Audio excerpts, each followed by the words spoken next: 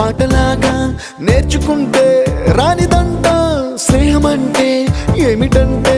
పుస్తకాలు చెప్పలేని పాఠం అంట కోరుకుంటే చేరదంట వద్దు అంటే వెళ్ళదంట నేస్తమంటే ఏమిటంటే కన్నవాళ్ళు ఇవ్వలేని ఆస్తేనంట ఇస్తూ నీకై ప్రాణం పంచిస్తూ తన అభిమానం నీలో ప్రతి ఒంటరి తరుణం చెరిపేస్తూ ఎన్నో వేల కథలు అరే ఇంకో కథ మొదలు छोटी छोटी छोटी छोटी छोटी छोटी बातें छोटी छोटी बातें मीठी मीठी मीठी मीठी मीठी मीठी यादें